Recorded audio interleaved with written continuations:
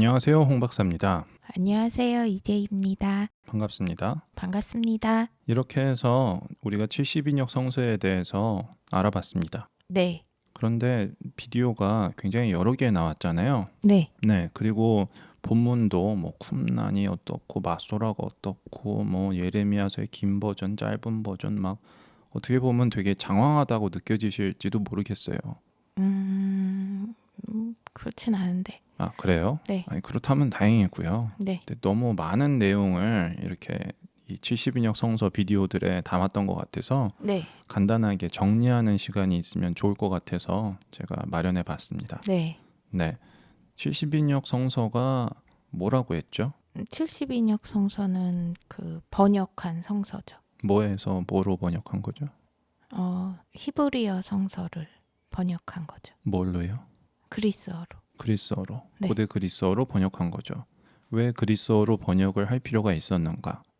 히브리어를 모르는 사람들이 많았기 때문에. 바로 그렇죠. 네. 네. 헬레니즘이라고 하는 네. 거잖아요. 네. 알렉산더 이후에. 네. 그래서 지중해 세계에 그리스 문화와 언어가 쫙 퍼지면서 유대인들이 여기저기 지중해 세계에 퍼져 살고 있었는데 수백 년 동안 그렇게 되다 보니까 네. 히브리어를 모르는 사람이 많아서 그리스어 번역본이 필요하게 되었다. 네. 그래서 기원전 3세기 정도에 아마도 이 알렉산드리아라는 도시에서 네. 오경이 처음으로 히브리어에서 그리스어로 번역되었다. 네. 그랬을 것이다 라고 학자들이 얘기를 한다고 했죠. 네. 그래서 그 다음부터 제가 조금씩 복잡해지는 이야기를 했는데 네. 히브리어 성서가 완성된 어떤 책, 딱 우리가 가지고 있는 네. 구약 성서, 히브리어 성서처럼 네. 완전한 책이 있었는데 그거를 어떤 사람들이 그리스어로 번역했다가 아니라고 네. 말씀을 드렸죠.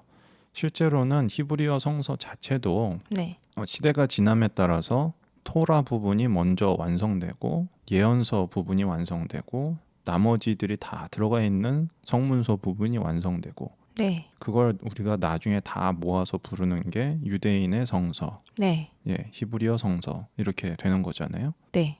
그래서 마찬가지로 70인역 성서도 맨 처음에 이 율법서 5경이 번역이 되었고 네. 다른 책들도 번역이 되었고 네. 그리고 70인역 성서가 중요한 이유가 원래 유대인의 성서는 크게 세 부분으로 되어 있었는데 네. 이 70인역 성서에서는 다시 정리를 하는 느낌으로 책들이 재배열되고 네. 크게 네 부분으로 나눠지면서 추가되는 책들도 있고 네. 그런 얘기를 했습니다. 네. 그렇기 때문에 가톨릭 교회, 로마 가톨릭 교회에서 네.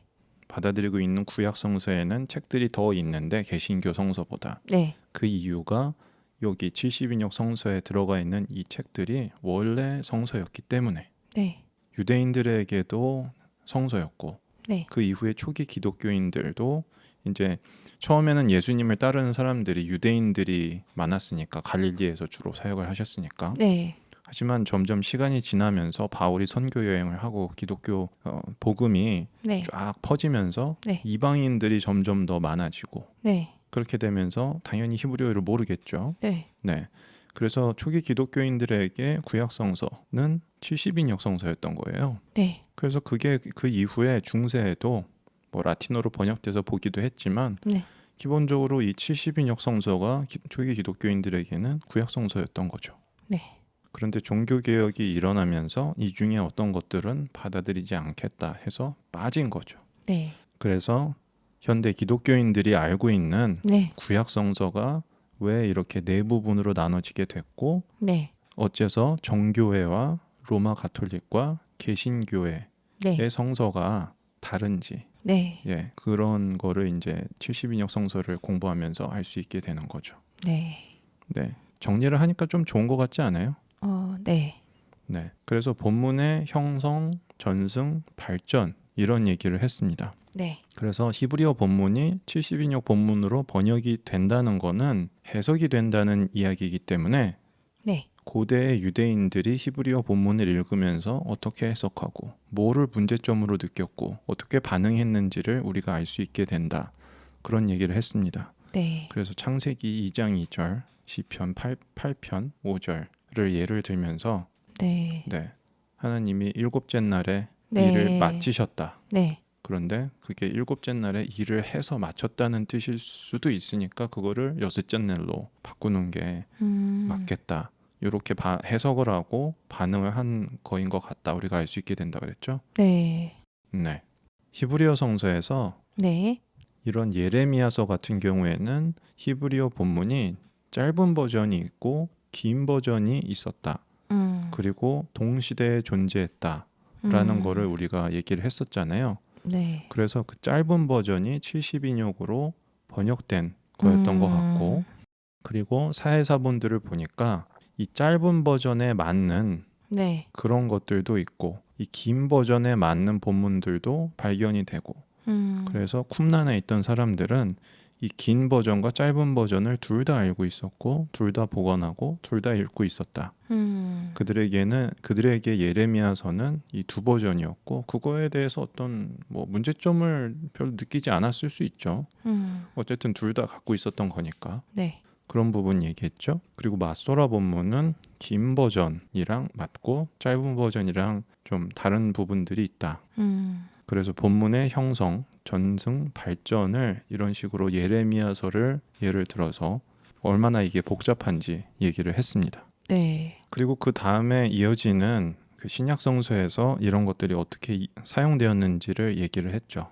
네. 히브리어 본문이 뭐가 있었을 거고 그게 기원전 3세기 이후에 그리스어로 번역이 되었고 그 그리스어 본문이 신약 성서에 여기저기 인용되어 있다. 그런 얘기들을 했죠. 네. 어떤 경우에는 이게 너무 짧거나 아니면 히브리어 본문과 70인역이 뭐 다를 게 별로 없는 거라서 어느 쪽인지는 잘 알 수가 없는 부분들도 있지만 70인역을 인용한 게 확실한 경우가 아주 많다고 말씀을 드렸습니다. 네.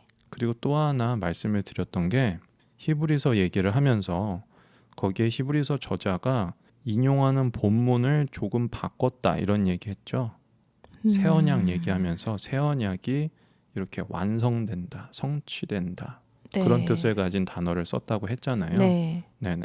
그건 히브리서를 쓴 사람이 선택한 단어인 거고 그런 부분도 그렇고 고린도전서 15장에서 인용된 호세아서 같은 경우에도 원래의 맥락, 원래의 의미와는 다른 방식으로 사도 바울이 인용을 해서 사용을 했다. 네. 이런 얘기를 했죠.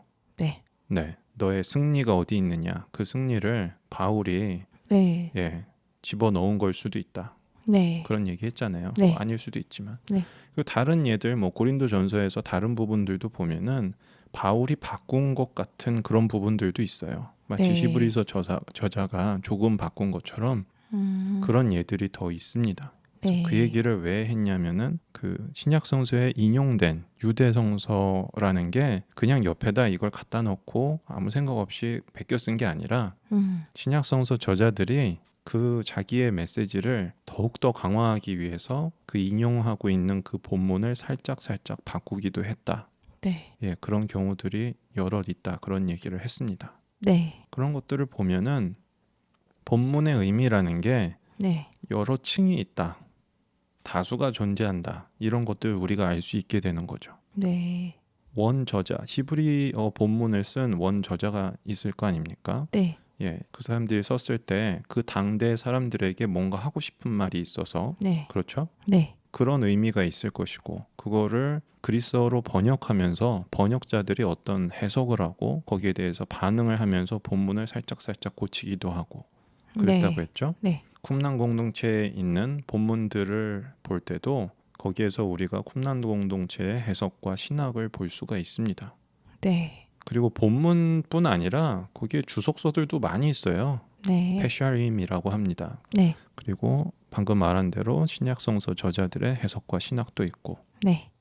그뿐 아니라 나중에 라틴어로 성서가 번역되면서 라틴어로 번역한 사람들도 어떤 해석을 하고 거기에 대한 반응을 하게 되는 거죠. 네. 그런 것들이 점점 역사 속에서 많아지는 거예요. 우리 마소라 본문 얘기를 했지만 마소라 본문을 편집한 사람들이 모음을 붙였다고 했죠. 네. 모음을 붙인다는 것 자체가 해석의 행위이고 옆에 노트도 해놨고 써놨고 네. 그런 얘기들을 했습니다. 네. 역사 속에서 이런 게 계속해서 반복되는 거죠. 네. 그래서 지금 이 수업은 네. 101 100번대 수업이잖아요. 네. 그래서 여기서 더 복잡한 얘기를 하고 싶지 않아서 제가 언급은 안 했지만 네. 버전들이 더 있어요. 더 네. 많아요. 네. 예, 그런 성서 본문, 번역본들 이런 것뿐만이 아니라 제가 지금 여기서 말씀드리는 거는 성서의 의미, 본문의 의미라는 게 역사 속에서 여러 개 있었다는 거예요. 네. 어떻게 보면 되게 당연한 얘기입니다. 네. 현대 유대인들이 유대인의 성서를 읽을 때도 이게 우리에게 유대인들에게 혹은 유대인 자신 개인에게 어떤 의미인가 네. 그런 생각을 하고 기독교인들도 성서를 읽을 때 지금 우리에게 이 시대에 혹은 나 개인에게 주는 의미가 무엇인가를 생각을 하게 되잖아요. 네. 역사 속에서 계속 그랬고 지금도 그랬다는 얘기입니다. 네. 어떻게 보면 당연한 얘기죠. 네. 네. 그래서 제가 70인역 성서 비디오 맨 처음에 제시했던 교육의 목표, 네. 학습 목표가 요것들이었습니다. 네. 그래서 이런 거를 공부해 보시니까 어떠세요? 공부할 게 많았겠네요. 아, 제가요? 네. 네, 많았죠. 네. 네. 근데 보통 분들은 네. 성경 공부를 한다. 우리가 하는 건 성서학이지만 네. 성경에 대해서 뭔가를 공부를 한다고 하면은 네.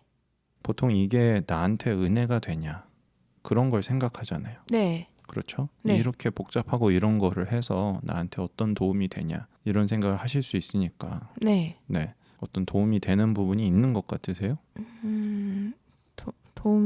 당장 도움이 되는 부분은 아직 모르겠는데요.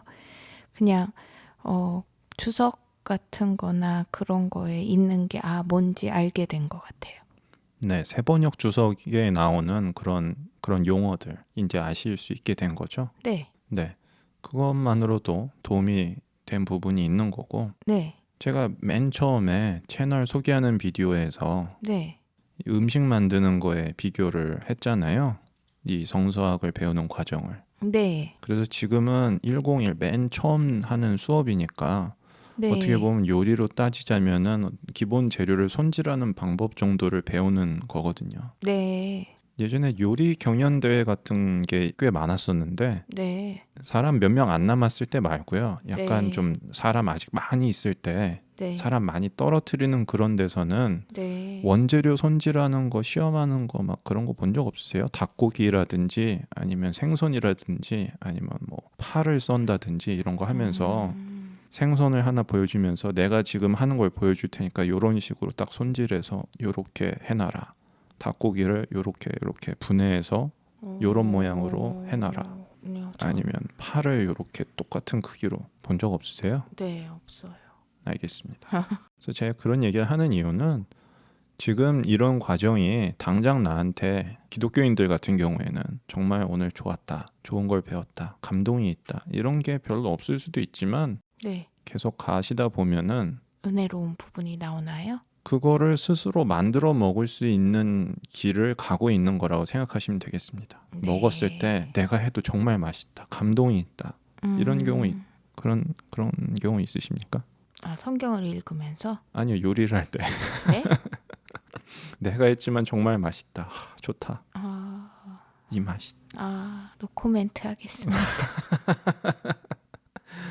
그래서 복잡한 얘기를 하고 나서 네. 제가 격려를 하고 싶어서 이런 네. 얘기를 좀 몇 분 동안 해봤습니다. 네. 네, 감사합니다. 그럼 다음 비디오에서는 신약 성서에 대해서 간단하게 얘기를 하겠습니다. 감사합니다.